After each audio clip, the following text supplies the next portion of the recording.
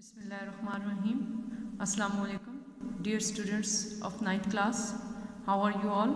I hope you are good and safe. Students, today we will discuss our grammar portion, conditional sentences. So students, listen carefully. ठीक है, आपने इसको गौर से सुनना है और समझना है। ये आपको PDF के ज़रिए भी आपको इसकी पिक्चर जो है वो आ जाएंगी, आपने इनको देखना है, इनको समझना है। अभी है कंडीशनल क्लास क्या होते हैं, सेंटेंस क्या होते हैं। कंडीशनल सेंटेंस 4 तरह के होते हैं। Number 1 general conditional, first conditional, number 3 है सेकेंड कंडीशनल और 4 है थर्ड कंडीशनल। ये कंडीशनल ये कंपाउंड सेंटेंस की फॉर्म में ही होते हैं, मतलब इसमें 2 जुमले होते हैं। अभी नंबर 1 को हम डिस्क्राइब करते हैं जनरल कंडीशनल सेंटेंस। इसमें क्या होता है, इफ़ लगता है और प्लस प्रेजेंट सिंपल फॉर्म और प्लस प्रेजेंट सिंपल, 2 प्रेजेंट के पीछे जो है वो इफ़ लगता है। अभी आप सेंटेंस को देखें, if you go there, if लग के प्लस यू गो देयर, ये प्रेजेंट सिंपल हो गया। Buy a story book for me, if you go there, अगर तुम वहाँ जाओ या वहाँ गए। बाय फिर प्रेजेंट टेंस है, buy a story book for me, तो मेरे लिए एक कहानियों की किताब खरीदना। अगर तुम वहाँ गए तो मेरे लिए एक कहानियों की किताब खरीदना। यहाँ ये शर्तिया जुमले हो जाते हैं ना, शर्त इसमें लग जाती है। नेक्स्ट सेंटेंस देखें, फिर आगे समझ आएगी आपको। इफ़ यू सी हिम, अगर तुम इसे मिलो, गिव हिम मनी, तो इसे पैसे देना। If you mix yellow and blue you get green, अगर तुम पीले और नीले रंग को मिलाओ तो तुम्हें सब्ज रंग मिलेगा। अभी देखें ऊपर वाले जुमलों में, ये जो ऊपर 3 जुमले हैं, इन जुमलों में एक हिस्सा शर्त वाला है। शर्त वाला कौन सा होता है, पहले वाला, if you go there, if you see him, if you mix. अभी ये सारे शर्त वाले जुमले हैं। और दूसरा हिस्सा जिज़ा वाला है, यानी नतीजे वाला है। तो उसके बाद यानी तुम क्या करना, buy a story book, give him money, कि मेरे लिए कहानी वाली किताब लेके आना, तुम उसे पैसे दे देना, या इन कलर्स को मिलाने से गेट ग्रीन, वो सब्ज रंग बन जाता है।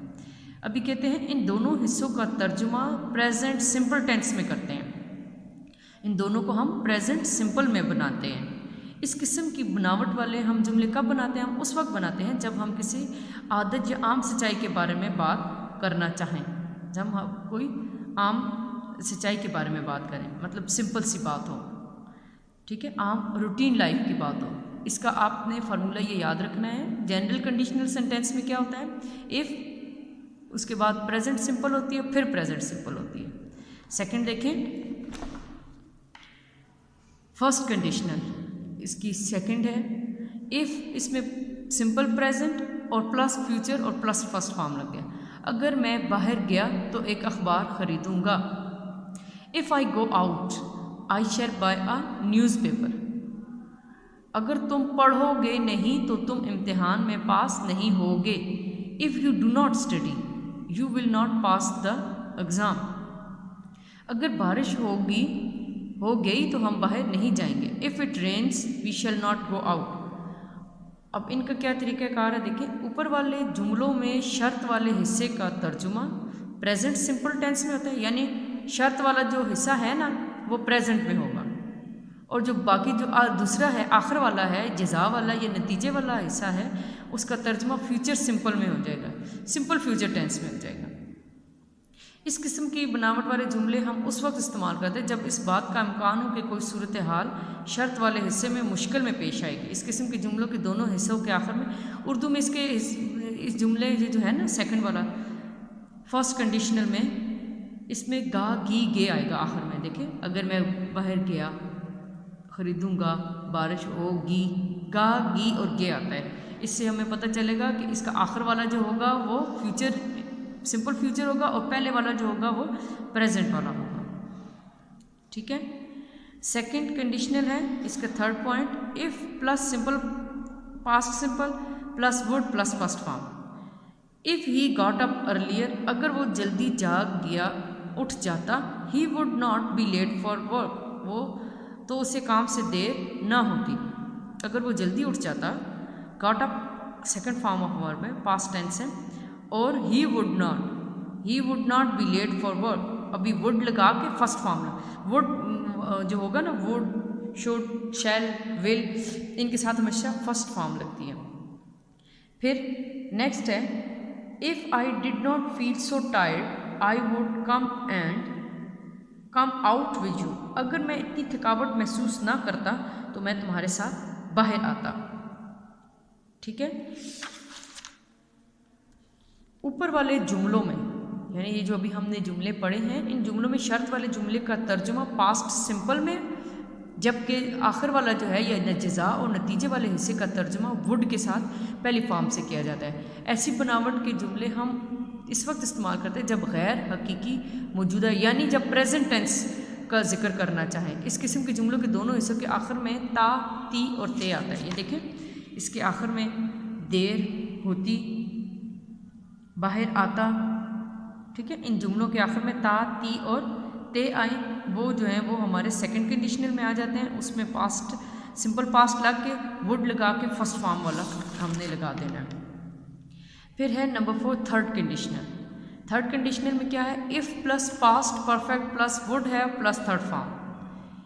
If I had studied hard, अगर मैं सख्त पढ़ाई कर चुका होता, I would have pass the exam, तो मैं पास हो चुका होता। ठीक है, if you had known this you would have inform me, अगर तुम ये जान चुके होते तो मुझे इतला दे चुके होते। अभी ऊपर वाले जुमलों में शर्त वाले हिस्से का तर्जुमा जो है वो पास्ट परफेक्ट में होगा, यानी पहले वाला जो है ना, कामा से पहले वाला, if I had studied hard, अभी ये जो पहले वाला है ये पास्ट परफेक्ट में हो जाता है। और बाकी जो नतीजे वाला या जज़ा वाला है उसमें आपने वुड लगा के, आई वुड हैव करके थर्ड फॉर्म लगा के पास द एग्ज़ाम। हैज़ और हैव वैसे भी जहाँ पे आते हैं आपको पता है कि इसके साथ हमने थर्ड फॉर्म यूज़ करनी है। जब माजी में, समझ आइए इसका। फिर देखिए थर्ड फॉर्म के साथ वुड हैव के बाद हमेशा थर्ड फॉर्म के साथ इसका इजाफा किया जाता है। इस बनावट वाले को हम उस वक्त इस्तेमाल करते हैं, बनावट वाले जुमले को, जब माजी में गैर हकीकी सूरत हाल का जिक्र हो। जैसे अगर तुम इम्तिहान दे चुके होते, यानी माजी में कोई इम्तिहान नहीं दिया गया। इस किस्म के जुमलों के दोनों हिस्सों के आखिर में चुका होता, चुकी होती या चुके होते वगैरह आता है। ठीक है, सेंटेंस को आपने गौर से पढ़ना है। ये उमूमन जो है वो ट्रांसलेट इनटू इंग्लिश वाले उस हिसाब में ये आते हैं ये सेंटेंसेस। आपने याद रखना है कि आखिर में क्या है। आखिर वाले जुमले का आखिरी हिस्सा जो है वो या चुका, चुकी या जिन जुमलों के ता, ती, ते, ठीक है, गा, की, गे, इनको आपने याद रखना है। ये याद रखेंगे तो फिर आपको इंशाल्लाह इनको ट्रांसलेट करना आपके लिए कोई प्रॉब्लम नहीं होगा। फिर नेक्स्ट क्या कहता है कि सेकंड कंडीशनल और थर्ड कंडीशनल में, ठीक है, क्या होता है, फ़र्क ये है कि सेकंड कंडीशनल जो होता है वो प्रेजेंट है, यानी मौजूदा गैर हकीकी सूरत हाल बयान करता है, जबकि थर्ड कंडीशनल जो है वो पास्ट के गैर हकीकी सूरत हाल बयान करता है। If I did not feel so tired I would go with you, अगर मैं ज़्यादा थकावट महसूस ना करता तो मैं तुम्हारे साथ चलता। अभी ये मौजूदा सूरत हाल को बयान कर रहा है। ठीक है, I would go with you. अभी नेक्स्ट क्या है, if I had not felt so tired I would have gone with you, अगर मैंने उस वक्त थकावट महसूस ना की होती तो मैं तुम्हारे साथ चलता। If I had not felt so tired I would have gone with you.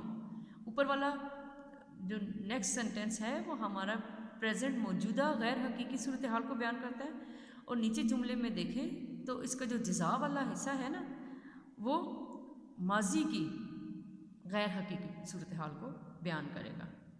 ठीक है, इसको आपने समझना है, इसको बार बार आपने लेक्चर को अभी आपने सुनना है। इंशाल्लाह आपको इसकी समझ आ जाएगी। फिर भी अगर कोई आपको प्रॉब्लम है इसकी कम्प्रीहेंशन में, आपको समझ नहीं आ रही, तो आप इस बारे में हमसे ऑफिशियल नंबर पे रब्ता कर सकते हैं। अपना ख्याल रखिएगा। Thank you. अल्लाह हाफिज़।